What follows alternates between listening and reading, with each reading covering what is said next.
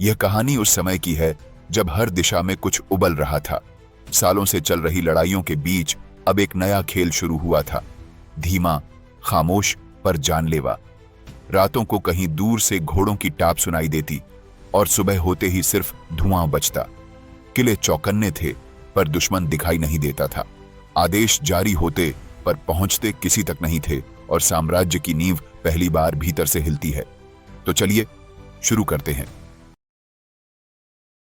17वीं सदी के उत्तरार्ध में दक्कन निरंतर अशांति और संघर्ष का केंद्र बना हुआ था।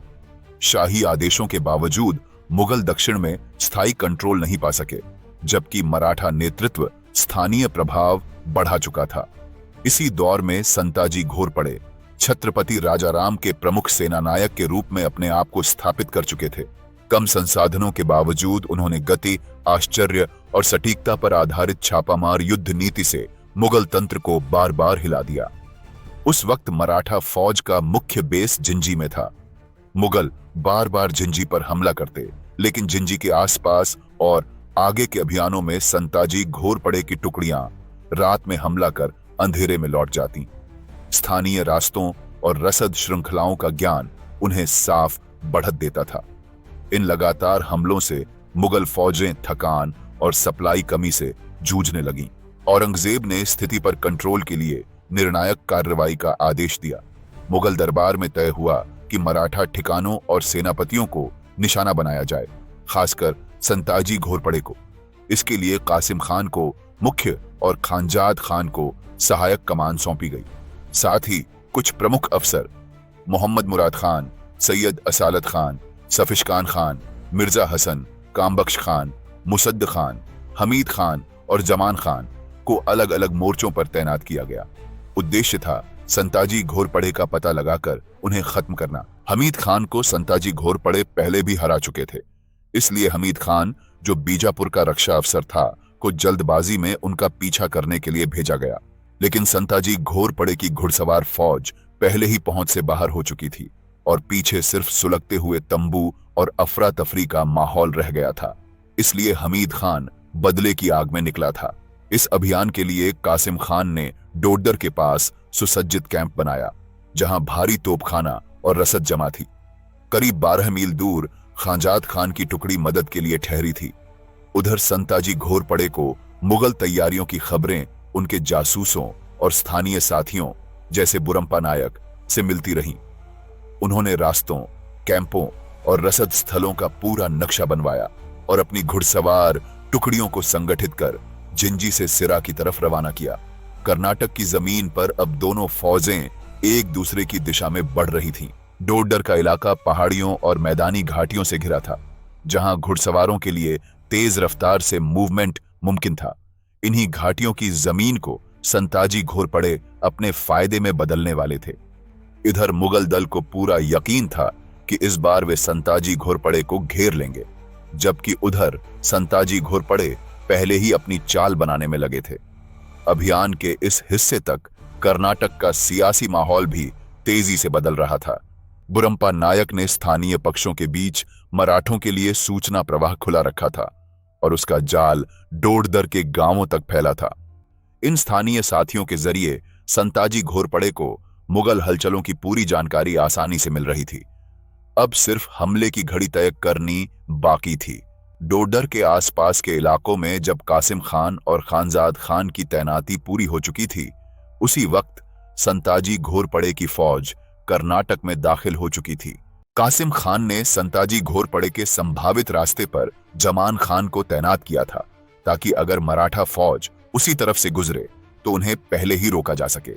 लेकिन संताजी घोरपड़े की रफ्तार और चालाकी इतनी तेज थी कि जमान खान को उनके आने का अंदाजा भी नहीं हुआ। संताजी घोरपड़े ने रास्ते में किसी बड़े शहर या किले से भिड़ने के बजाय छोटी चौकियों पर हमला किया, ताकि ध्यान न खींचे। इस तरह वे जिंजी से सिरा होते हुए आगे बढ़े और धीरे धीरे बीजापुर की दिशा पार कर गए। मराठा घुड़सवार टुकड़ी की यह रफ्तार मुगल दस्तों के लिए उलझन पैदा कर रही थी। कई स्थान पर मुगल दस्ते यह तय नहीं कर पा रहे थे कि मुख्य बल किस दिशा में है। तारीख ए दिलकुशा में लिखा है कि संताजी घोरपड़े की टुकड़ियां हवा की तरह आती और कहीं पता नहीं चलता कि वे किस ओर गायब हो गईं। यही वजह थी कि औरंगजेब को कर्नाटक इलाके की स्थिति पर कंट्रोल बनाए रखना मुश्किल लग रहा था। संताजी घोरपड़े ने जैसे जैसे इस इलाके में गहराई से प्रवेश किया, उन्हें मुगल सेना की गतिविधियों की अधिक स्पष्ट जानकारी मिलने लगी। जासूसों ने बताया कि कासिम खान का कैंप किले से करीब 12 मील दूर है और खांजाद खान का डेरा उससे पीछे है। उन्हें यह भी बताया गया कि दोनों फौजों के बीच तालमेल कम है और रात के वक्त पहरे कमजोर हैं। यह खबर मिलते ही संताजी घोरपड़े ने तय किया कि वे दिन में भिड़ंत से बचेंगे और हमला सिर्फ अंधेरे में करेंगे। इस प्लान के तहत उन्होंने हुक्म दिया कि अब से सारी हलचल रात में ही होगी। घोड़ों के गले की घंटियां और धातु की चीजें उतार दी गईं ताकि कोई आवाज न हो।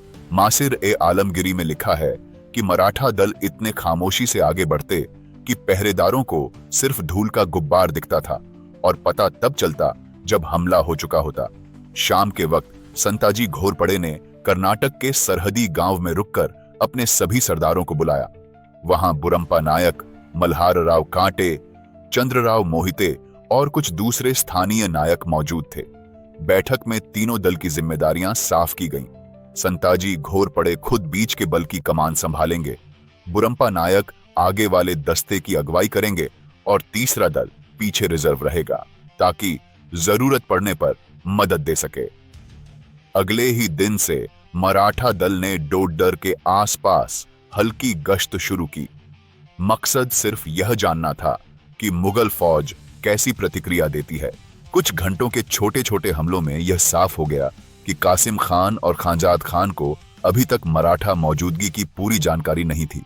मुगल फौज अपने बड़े कैंप में रोजमर्रा की दिनचर्या में लगी थी, वहीं संताजी घोरपड़े और बुरंपा नायक घाटियों के अंदर अपनी पोजीशन मजबूत कर रहे थे। अब तक सब कुछ वैसा था जैसा संताजी घोरपड़े चाहते थे। दुश्मन बेखबर और दस्ता तैयार होना चाहिए। उन्होंने कहा कि बड़ी फौज से भिड़ते वक्त जंग तभी जीती जाती है जब वार दुश्मन के अंदाज से पहले किया जाए। इसी दौरान खांजाद खान ने अपने सहायक दस्ते को रात की गश्त पर भेजा, लेकिन जमीन और रात की खामोशी उनके खिलाफ जा रही थी। मराठा घुड़सवार पहले से आसपास की टीलों और सूखी नालियों में छिप चुके थे। किसी को एहसास भी नहीं था कि कुछ घंटों में यही इलाका जंग के शोर से गूंज उठेगा। कासिम खान को शाम को खबर मिली कि डोडर के पश्चिमी किनारे पर कुछ घोड़ों की आवाजें सुनी गई हैं। उसने इसे स्थानीय चोरों या चरवाहों का मामला समझकर सिर्फ पहरे को सख्त करने का हुक्म दिया। यह लापरवाही उसे बहुत महंगी पड़ी। मासिर ए आलमगिरी के मुताबिक मुगल फौज की तादाद करीब 25,000 बताई गई है। कासिम खान को विश्वास था कि मराठा दल इतनी बड़ी सेना का सामना नहीं कर पाएगा, पर संताजी घोरपड़े की रणनीति संख्या नहीं बल्कि समय और आश्चर्य पर आधारित थी। संताजी घोरपड़े ने घोड़े की लगाम खींचकर इशारा किया कि हमला शुरू होगा। बुरंपा नायक की अगुवाई में पहला दल तेजी से आगे बढ़ा और कुछ ही पलों में मुगल कैंप के आगे वाले हिस्से तक पहुंच गया। आवाज न होने के कारण पहरेदार कुछ समझ नहीं पाए और पहला टकराव बिना गोली चले हो गया। इस अचानक हुए हमले से कासिम खान चौंक उठा। उसने सिपाहियों को हथियार संभालने का हुक्म दिया और खुद घोड़े पर सवार होकर बाहर निकला, लेकिन उसे यह पता नहीं था कि खांजाद खान को अब तक जगाया नहीं गया है। यही भूल मुगल फौज की बर्बादी की वजह बन गई। रात के बीच पहरे में मुगल कैंप का आगे वाला हिस्सा आग की लहरों में बदल गया। संताजी घोरपड़े ने दूसरे दल को इशारा भेजा कि अब बीच की लाइन पर वार किया जाए। मुगल फौज को समझ आ गया कि वे कोई आम छापा मार टुकड़ी से नहीं बल्कि पूरी चाल से भिड़ रहे हैं। खांजाद खान को जब खबर मिली तब तक आग पूरे कैंप में फैल चुकी थी। वह अपने साथियों मुसद्द खान, मिर्जा हुसैन और खुदादाद के साथ निकला, लेकिन रास्ते में संताजी घोरपड़े के दूसरे दल से टकरा गया। मासिर ए आलमगिरी में लिखा है कि जब खांजाद खान मुख्य दल के साथ चल रहा था तभी मराठा घुड़सवारों ने दोनों तरफ से घेर लिया। पहाड़ियों से बंदूकों की आवाजें गूंजी और मुगल दस्ते बिखर गए। खांजाद खान मुश्किल से अपने घोड़े पर काबू रख पाया, लेकिन पीछे के सिपाहियों को यह समझ नहीं आया कि आगे की लाइन टूट चुकी है। उधर कासिम खान को खबर मिली कि खांजाद खान का दल गायब है। उसने मोहम्मद मुराद खान, कामबख्श खान और तोपखाना अफसरों को आगे बढ़ने का हुक्म दिया, लेकिन इससे पहले ही मराठा निशानेबाजों ने कैंप के घोड़ों को मार गिराया। तोपें एक जगह फंस गईं और भारी सामान के कारण हिलना मुमकिन नहीं रहा। अब मराठा निशानेबाजों का तीसरा दौर शुरू हुआ। काले कपड़े पहने मराठा बंदूकची इतनी तेजी से गोलियां चला रहे थे कि मुगल सिपाही अपने हाथी या घोड़े से नीचे उतरने की हिम्मत नहीं कर पा रहे थे। रात के अंतिम पहर तक संताजी घोरपड़े ने अपने सैनिकों को पीछे हटने का संकेत दिया ताकि अगला चरण योजनाबद्ध तरीके से शुरू हो सके। उनका मकसद कैंप को पूरी तरह जलाना नहीं था, बल्कि उसे अस्थिर कर देना था। यह चाल कामयाब रही।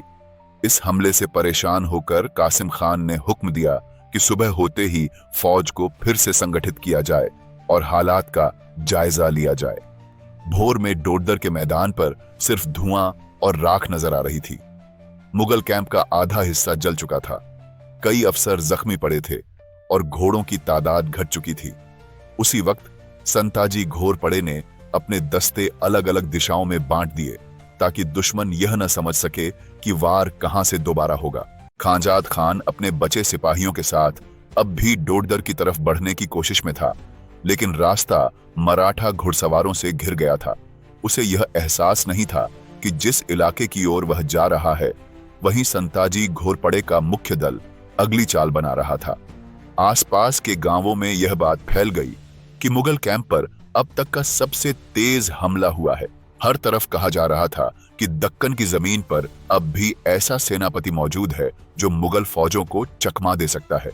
भोर के बाद संताजी घोरपड़े ने अपने सरदारों को बुलाकर कहा कि यह वार सिर्फ शुरुआत थी, अब आखिरी प्रहार करना होगा ताकि मुगल फौज फिर से संगठित न हो सके। बुरंपा नायक, मल्हार राव कांटे और स्थानीय दस्तों से मिलकर पूरी फौज को फिर 3 मुख्य दस्तों में बांट दिया गया। हर दस्ते को तय वक्त, इशारा और रास्ता बता दिया गया था। घोड़ों की दौड़ के लिए मैदान की दिशाएं पहले से नापी गई थीं। इस योजना का सबसे अहम बिंदु था हमले की रफ्तार और समय। संताजी घोरपड़े ने कहा कि हर दल को केवल आधा घंटा लगातार जंग करना है और फिर पीछे हटकर दूसरे दल को मौका देना है।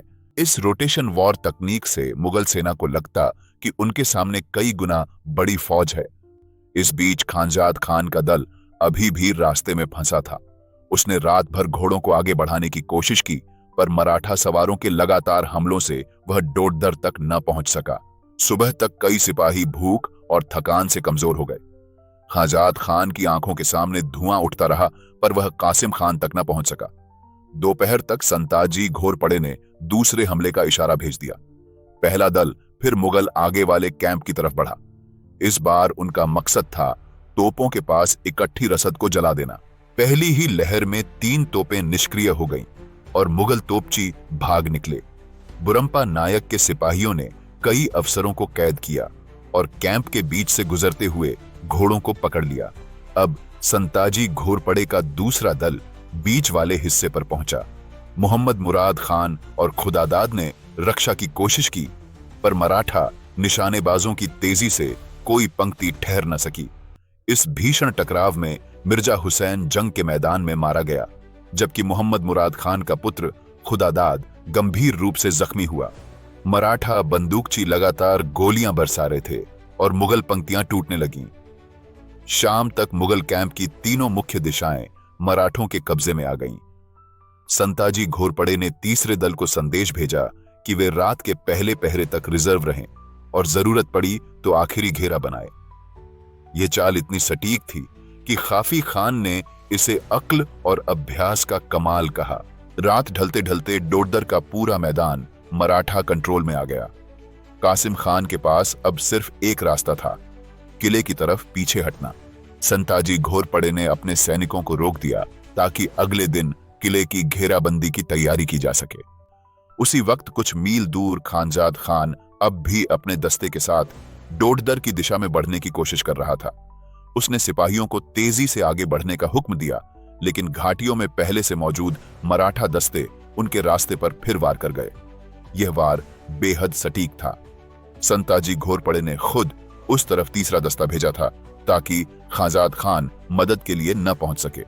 खाजाद खान किसी तरह जान बचा पाया और एक छोटी पहाड़ी की ओट में डेरा डालने पर मजबूर हुआ। उधर डोडर के किले में दाखिल होते ही कासिम खान ने हुक्म दिया कि दरवाजे बंद किए जाएं और बची हुई रसद अंदर जमा की जाए। उसने सफिशकान खान और मिर्जा हसन को उत्तर बुर्ज पर तैनात किया ताकि मराठाओं की घेराबंदी की स्थिति में प्रतिरोध हो सके। मगर अंदर असली इंतजाम नहीं था, न काफी खाना न पानी। रात के पहले पहरे में संताजी घोरपड़े के मुख्य दल ने चारों दिशाओं से किले को घेरने की तैयारी शुरू की। बुरंपा नायक को दक्षिण वाला मोर्चा, मल्हार राव काटे को पूरब की जिम्मेदारी और खुद संताजी घोरपड़े ने उत्तर से घेरा कसा ताकि मुगल फौज कहीं से न निकल सके। रात बढ़ते बढ़ते किले के चारों तरफ मराठा पहरेदार घूम रहे थे।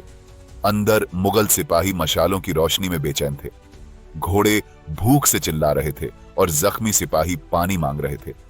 खाफी खान लिखते हैं कि उस रात मुगल फौज अपने ही साए से डर रही थी, जबकि संताजी घोरपड़े की फौज बिल्कुल खामोश थी, जैसे किसी तय प्लान का इंतजार हो। सुबह से पहले संताजी घोरपड़े ने किले के चारों कोनों से तोप और बंदूक चलाने का हुक्म दिया। यह असली हमला नहीं था, बल्कि मानसिक दबाव बनाने की चाल थी। कासिम खान को लगा कि मराठा फौज पूरी ताकत से आ रही है, इसलिए उसने पूरी रात दीवारों की रखवाली में गुजार दी। जब सुबह हुई तब उसे समझ आया कि यह सिर्फ भ्रम था, असली घेरा अब शुरू होगा। किले के अंदर हालात लगातार बिगड़ रहे थे। कुछ ने सूखी घास और चमड़े के टुकड़े तक खा लिए। उधर बाहर संताजी घोरपड़े ने नई चाल चली। रात को चारों तरफ मशालें जलाई गईं और मराठा ढोल नगाड़े बजाने लगे ताकि अंदर बैठे सिपाहियों में डर फैल जाए। 3 दिन तक यही हालात रहे। खाफी खान लिखता है कि मुगल सिपाही रात भर हथियार थामे बैठे रहते, लेकिन कोई वार नहीं होता। धीरे धीरे खौफ और बेबसी बढ़ती गई। अब बीमारी और भूख दोनों ने फौज को जकड़ लिया। इसी दौरान बाहर से खाजाद खान ने फिर कोशिश की कि किसी तरह किले तक पहुंचकर कासिम खान की मदद की जा सके। उसने पश्चिम वाली पहाड़ियों से रास्ता तलाशने की कोशिश की, लेकिन वहां पहले से मराठा दस्ता मौजूद था। रात के अंधेरे में बढ़ते ही बुरंपा नायक के निशानेबाजों ने गोलियां चला दी। कई मुगल सिपाही मारे गए और बाकी पीछे हट गए। भोर होते ही खाजाद खान को एहसास हो गया कि किला अब पूरी तरह घिर चुका है। उसने किले की तरफ संदेशवाहक भेजा, लेकिन संदेशवाहक पकड़ा गया और पता चला कि अंदर सिर्फ 2 दिन का राशन बचा है। यह खबर सुनकर संताजी घोरपड़े ने चाल बदल दी। उन्होंने तय किया कि अब सप्लाई रास्ते पूरी तरह बंद कर दिए जाएं, ताकि अंदर बैठे सिपाही आत्मसमर्पण करने पर मजबूर हो जाएं। इस हुक्म के बाद कुछ मुगल सिपाही पानी की तलाश में नीचे उतरे, लेकिन वे भी मारे गए। किले के अंदर अब मायूसी का माहौल था। कासिम खान और सैयद असालत खान दीवारों से बाहर झांकते, लेकिन चारों तरफ मराठा झंडे नजर आते। घोड़ों ने भूख में एक दूसरे की पूंछें चबाना शुरू कर दिया था। कई सिपाहियों ने अपना कवच बेच डाला ताकि कुछ खाने को मिल जाए, लेकिन किले में देने वाला कोई नहीं था। तीसरे दिन शाम को किले के अंदर हलचल दिखी। कुछ मुगल सिपाही दीवार के पास आकर बाहर से बात करने की कोशिश कर रहे थे। संताजी घोरपड़े ने इशारा किया कि उन्हें पकड़ने की जल्दी न की जाए, क्योंकि वे देखना चाहते थे कि अंदर क्या हालात है। लेकिन मुगल सिपाही डर के मारे कुछ बोल नहीं पा रहे थे। खाफी खान लिखते हैं कि किले के अंदर सिपाही रो रहे थे और मराठा कैंप में सन्नाटा था। अगले दिन सूरज चढ़ने तक कुछ सिपाहियों ने पिघली मिट्टी का पानी पी लिया, जिससे बीमारी फैल गई और दोपहर तक कासिम खान की तबीयत खराब हो गई। करीबी अफसर सैयद असालत खान और सफिशकान खान ने देखभाल की, लेकिन वह बच नहीं सका। इतिहासकार जदुनाथ सरकार के मुताबिक कासिम खान अफीम का आदी था और उसकी कमी से उसकी मौत हो सकती थी। हालांकि जंग से बचे कुछ सिपाहियों का कहना था कि उसने खुदकुशी की, क्योंकि उसे यकीन था कि आत्मसमर्पण करने का मतलब होगा औरंगजेब की डांट सुनना और अपने परिवार की जान खतरे में डालना। उसकी मृत्यु के साथ ही मुगल सेना का मनोबल समाप्त हो गया। किले में अब कोई नेतृत्व नहीं था। खानजाद खान, जो बाहर घाटी में था, को यह खबर एक पकड़े गए संदेशवाहक से मिली। उसने आगे बढ़ने की कोशिश की, लेकिन बुरंपा नायक के मराठा दस्ते ने फिर वार कर दिया। तीसरे दिन की शाम तक किला बिल्कुल शांत हो गया। संताजी घोरपड़े अपने बड़े सरदारों के साथ उत्तर दरवाजे से दाखिल हुए। अंदर सन्नाटा था। दीवारों के पास मुगल सिपाही मरे पड़े थे। एक कोने में सैयद असालत खान रोते हुए मिला और थोड़ी दूरी पर कासिम खान की लाश थी। यह नजारा देखकर संताजी घोरपड़े ने कहा, यह जीत नहीं, अंजाम है, जो जबरदस्ती और घमंड का फल है। उन्होंने हुक्म दिया कि जख्मियों का इलाज किया जाए और किसी से बदसलूकी न हो। जिन्होंने आत्मसमर्पण किया उन्हें कैद किया गया ताकि बाद में सुरक्षित छोड़ा जा सके। कासिम खान की मौत के साथ मुगल फौज का मुकाबला खत्म हो गया। अब केवल आत्मसमर्पण की शर्तें तय होनी बाकी थीं और वही आने वाले दिन की सबसे अहम घटना बनने वाली थी। मासिर ए आलमगिरी में इस वार्ता का विस्तार से उल्लेख है। दूतों ने संताजी घोरपड़े से कहा, हम किसी भी शर्त पर यह जंग खत्म करना चाहते हैं। संताजी घोरपड़े ने साफ कहा कि पहले मराठा फौज को हुए नुकसान की भरपाई करनी होगी। उन्होंने 1 लाख होन, 10 हाथी, 50 घोड़े और भारी सामान की मांग रखी। दक्खनी सरदार ने मुस्कुराकर कहा, आप अपनी मांग बढ़ा सकते हैं, खानजाद खान अकेले ही यह चुका सकता है।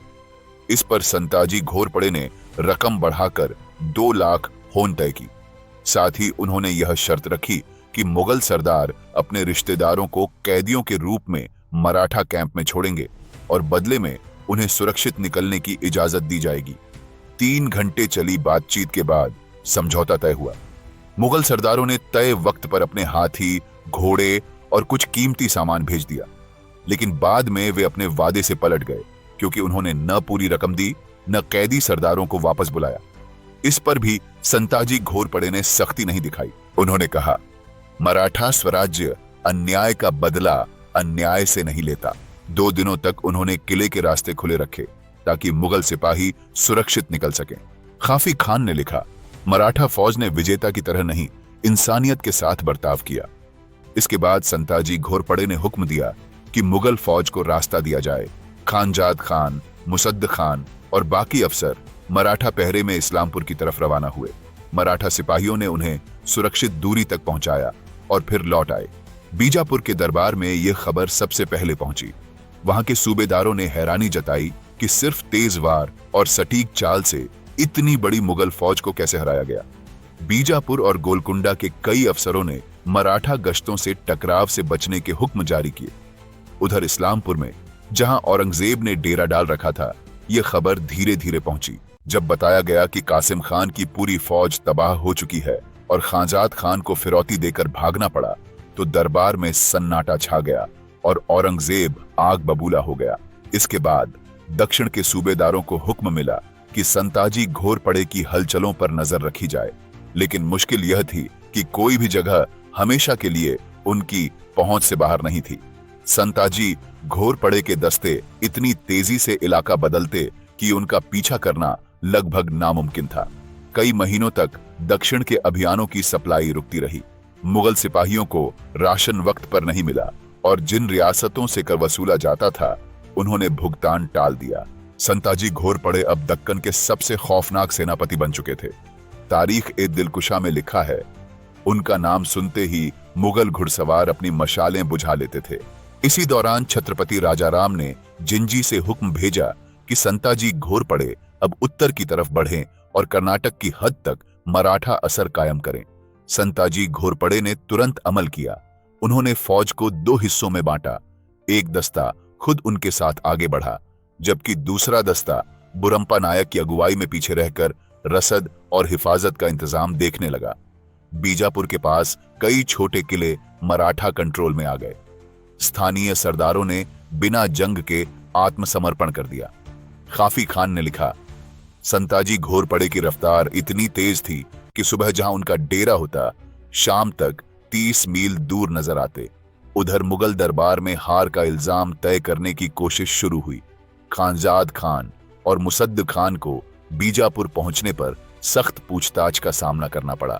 उन पर आरोप लगा कि उन्होंने जंग के दौरान मदद नहीं भेजी, लेकिन कोई अफसर यह नहीं कह सका कि असली गलती किसकी थी, क्योंकि सब जानते थे कि संताजी घोरपड़े की चाल ने ही पूरे अभियान को तोड़ दिया। औरंगजेब ने अपने सलाहकार कासिम बेग से कहा, जब तक संताजी घोरपड़े जिंदा है, दक्कन में हमारी नींद हराम रहेगी। औरंगजेब ने हालात संभालने के लिए नए अफसर भेजे, मिर्जा मुराद खान, मिर्जा रफीउल्ला और सैयद दिलावर खान। लेकिन दिक्कत वही रही, संताजी घोरपड़े की रफ्तार और उनका खबरियों का जाल मुगल फौज से कहीं आगे था। उनके जासूस मुगल खेमों तक पहुंच चुके थे। इसलिए जब भी मुगल फौज किसी तरफ बढ़ती, संताजी घोरपड़े पहले ही अपना ठिकाना बदल देते। बीजापुर, तंजावुर और गोलकुंडा के रास्तों पर अब मराठा सवार खुलेआम गश्त कर रहे थे। उनके कंट्रोल में दर्जनों छोटे गढ़ और ठिकाने आ चुके थे। संताजी घोरपड़े का ध्यान किसी इलाके को हमेशा के लिए कब्जे में लेने पर नहीं था। उनका मकसद था दुश्मन की स्थिरता तोड़ना। उधर औरंगजेब को जब लगातार पराजय की रिपोर्ट मिली तो उसने दक्षिण के अफसरों को चेतावनी भेजी कि अगर मराठों से फिर हार हुई तो जिम्मेदारी व्यक्तिगत मानी जाएगी। लेकिन ये हुक्म सिर्फ कागज पर रह गए। मासिर-ए-आलमगीरी में यह भी लिखा गया कि औरंगजेब ने खांजाद खान को दोबारा सेवा में बुलाया ताकि वह संताजी घोरपड़े की हलचलों का पीछा कर सके। लेकिन उसने यह पेशकश ठुकरा दी। उसने कहा, जिस शख्स से एक बार सामना हुआ उसकी चाल दोबारा पकड़ना नामुमकिन है। खाफी खान ने इस दौर को दक्षिण का बगावत का वक्त कहा। उसने लिखा कि जहां जहां मुगल झंडे थे वहां अब संताजी घोरपड़े का खौफ था। डोडर के बाद दक्षिण भारत के कई स्थानीय सरदार जैसे बीजापुर के मीर अब्दुल कादिर और बेलारी के कासिम जमान ने संताजी घोरपड़े के प्रति निष्ठा जताई। यह दिखाता है कि मराठा नेतृत्व ने न सिर्फ जंग में जीत हासिल की बल्कि लोगों का भरोसा भी पाया। इस तरह डोडर की यह जंग सिर्फ संताजी घोरपड़े की नहीं थी, यह मराठा स्वराज की सामूहिक समझदारी, अनुशासन और राजनैतिक सोच की कसौटी थी। आज भी जब मराठा युद्ध कला की बात होती है तो डोडर का नाम पहले लिया जाता है, जहां एक संगठित सल्तनत की घमंड भरी फौज एक चालाक सेनानायक की चाल के आगे झुक गई। अपनी हार के 1 महीने से भी कम वक्त में हिम्मत खान, जिसे कासिम खान के साथ मिलकर काम करने के लिए लगाया गया था, 1000 घुड़सवारों की फौज के साथ डोडेरी से 40 मील पश्चिम बसवपाटन भाग गया। संताजी घोरपड़े ने डोडेरी में अपनी फौज तैनात की और अपनी 2 टुकड़ियों को उत्तर से हमीदुद्दीन खान और पश्चिम से हिम्मत खान पर नजर रखने और उनका सामना करने का हुक्म दिया। इसके बाद बसवपाटन की घेराबंदी शुरू हुई, जिसकी वीडियो हम आगे किसी और हिस्से में लाएंगे। और अगर मराठा उस पल में शांत न रहते और मैदान में गुस्सा हावी हो जाता तो मुगलों के साथ वही होता जो कई जंगों में आम देखा गया। आत्मसमर्पण के बाद भी बेवजह कत्लेआम, बंदूक तलवार से नरसंहार, बंदियों से बदसलूकी, सामान लूटना और किले को जला देना। ऐसे हालात में जख्मी भी जलते या मारे जाते और सियासी और सामाजिक असर बदले की आग को और बढ़ा देता। मुगल हमेशा आत्मसमर्पण के बाद कत्लेआम करते थे, लेकिन संताजी घोरपड़े ने वैसा नहीं किया। उन्होंने दुश्मनों को सुरक्षित निकलने का मौका दिया। और अगर यह कहानी आपको हिला गई तो आपको छत्रपति राजाराम के पलायन को जानना चाहिए, चित्तौड़ की घेराबंदी को देखना चाहिए और सिंहगढ़ की दीवारों पर वो आखिरी चीख सुननी चाहिए। अगर आपको हमारा रिसर्च अच्छा लगे तो नीचे डिस्क्रिप्शन में दिए लिंक से सपोर्ट करें। जय हिंद, जय भारत।